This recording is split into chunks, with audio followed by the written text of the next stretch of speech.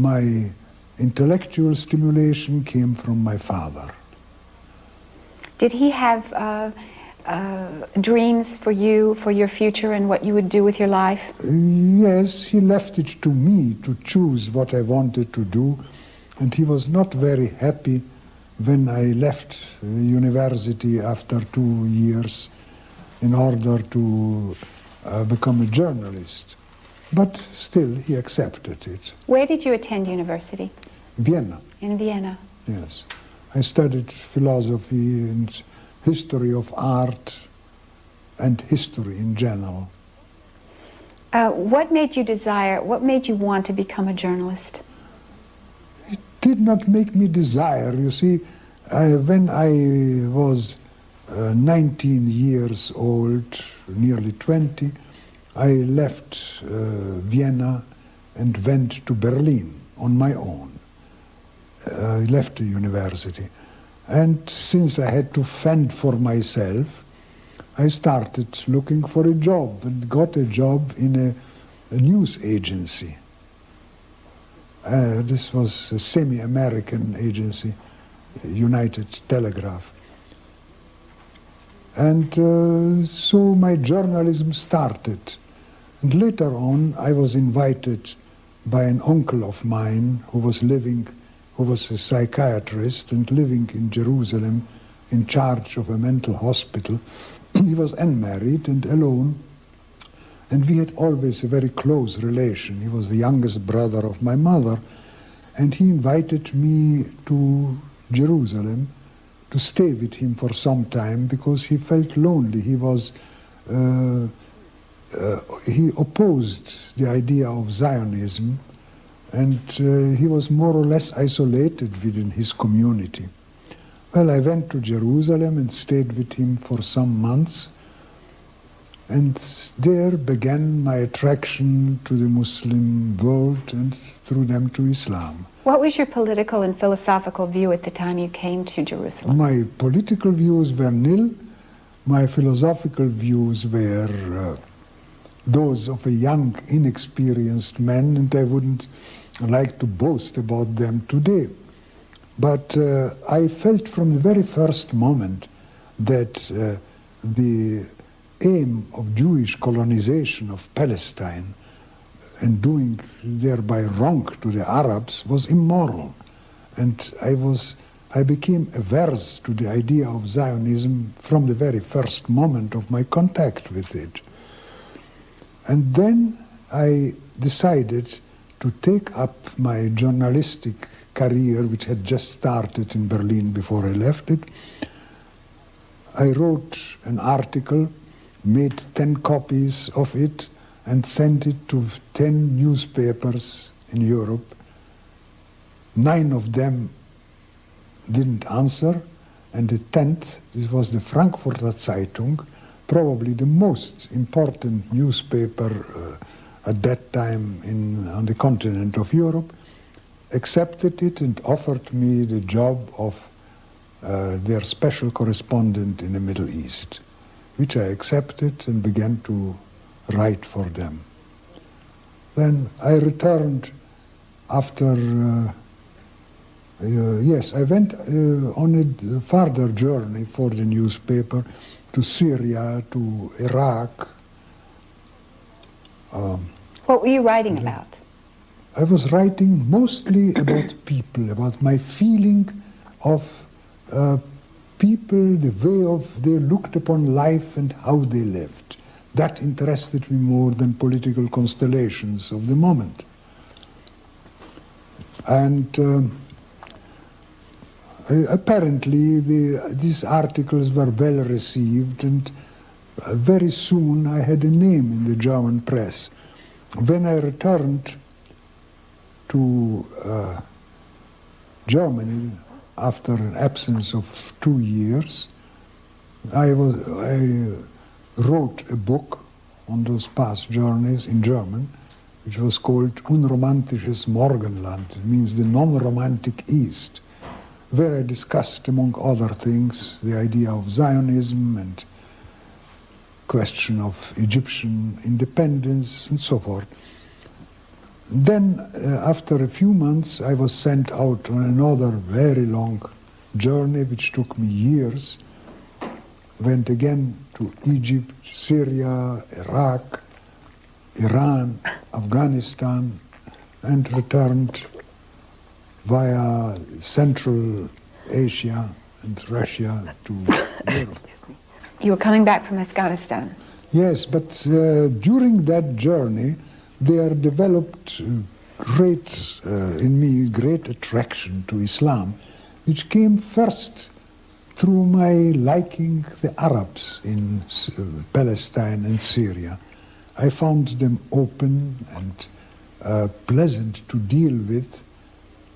And gradually I learned Bazari Arabic, could talk to some extent with them, and became interested in what they thought, what they imagined. And so I came upon Islam and started reading about it, became more and more interested. When you learned Arabic, was it the language of the people first before you learned classic Arabic? Of course. I learned my Arabic in the souk, in the bazaar, just picked up, as most of my languages were. And then on my second long trip to the Muslim world, I was in Afghanistan, in Herat, western Afghanistan. And I rode in late autumn over the Hindu Kush mountains to Kabul. It was a journey of about 20 or 25 days on horseback, very hard journey. And on one occasion, my horse lost a shoe. So I was obliged to go off my road to a village nearby and had the shoe replaced by a smith. It happened so that the district governor there learned of the visit of a foreigner and invited me to spend the evening and the night in his house. He was a very friendly man. At that time I spoke Persian fluently after nearly 2 years in Persia and in Afghanistan. So the conversation was easy. We were sitting after dinner and talking about various things, and naturally we came to talk about Islam. And I spoke quite bluntly to him. I told him, "You Muslims are a very strange people. You have the best ethical guidance possible in the Quran. You had the best guide in your Prophet Muhammad. How is it that you have abandoned the ways recommended in the Quran and by the Prophet and have fallen into such a decadence? Why are you acting in so many ways against the precepts of the Quran?" And so it went on discussing. At the end he looked at me and he said, "You are a Muslim." I was quite astonished and I said, "No, it never occurred to me to be a Muslim. I am not." He says, "Oh yes, you are a Muslim, only you don't know it. One day you will come to know it." And these were prophetic words. Later on, when I returned from that journey a few months later, I really became a Muslim. Could you describe for us the actual event of your becoming a Muslim and how that took place? Yes. After my return from my second long journey to the Muslim world, I was living in Berlin and started reading the Quran in translation because my Arabic was still insufficient to read it in its original language. And one day I was discussing it, of course, often with my first wife, who was a German, older than me, and who was equally interested in Islam. And one day we were traveling in the underground in Berlin. And this was in the year 1926. It was a year of great prosperity in Central Europe after years of misery and inflation, and all people were well dressed, people who were in the underground train together with us, well dressed and well fed apparently, but it appeared to me that their faces were not happy. And I looked from one to the other and saw there is unhappiness in these people. They are oppressed. And I turned to my wife, who was, by the way, a painter and accustomed to observe faces, and I said, "What do you think of the faces of these people?" And she said, "They are unhappy." Same impression she had. When I came home, I could not explain to myself why it was, because, as I said, it was a prosperity year in Central Europe. I happened to find an open copy of the German translation of the Quran on my desk, which I had left before going out. And I took it up, and the first which my eye came upon was a surah, Al-Hakum Takathuru, which in German is, "You are obsessed by," I'm translating it now into English, "You are obsessed by striving for more and more until you go down to your graves." Oh, you would, if you would but see it, and again, if you would see, and then you will see one day that you are in hell, and on that day you will be asked, "What did you do with the boon of life?" It came to my mind that this is the illustration of our present modern life. People are unsatisfied, wanting more and more material goods, and are unhappy, and they do not see that they are living in hell now. And God says in this verse, in this surah, one day you will see hell with the eye of certainty, and then you will be asked, what did you do with the boon of life?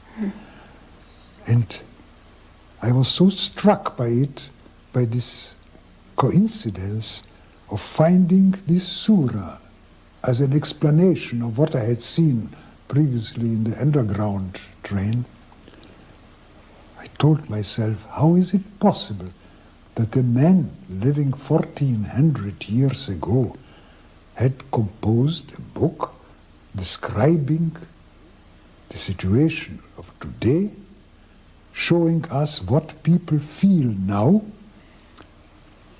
No human being, not the greatest genius, could do such a thing, and especially not an Arab who was unlettered, who did not know anything beyond the confines of the Arab world. No, this book must be inspired, and inspired by whom? Then I became certain that it was a revealed book.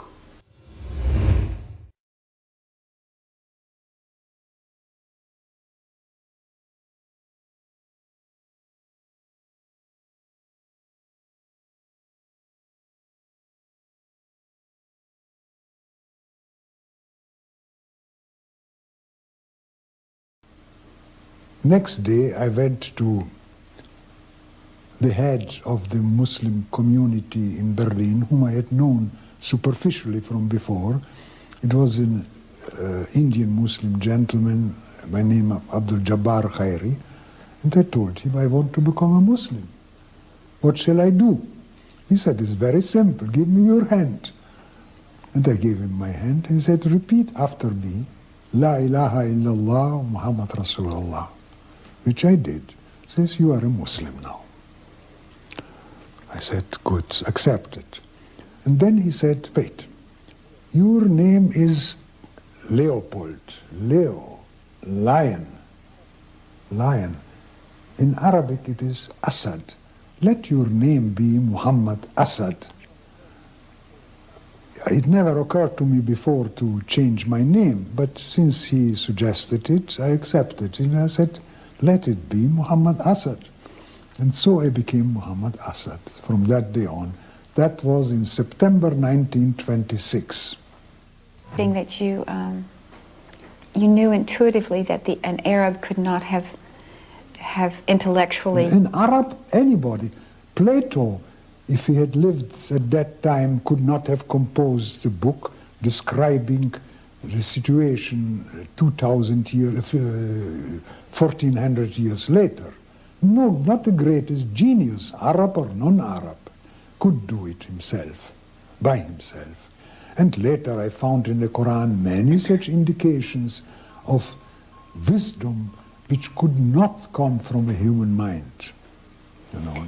At that point, did it inspire you to go on to other things Islamically? Oh, where did that then take I you at that point? Then I started learning Arabic, and some months later I went to Egypt, stayed for a time there. Later on, together with my wife, who became a Muslim together with me, and then we went on Hajj to Mecca.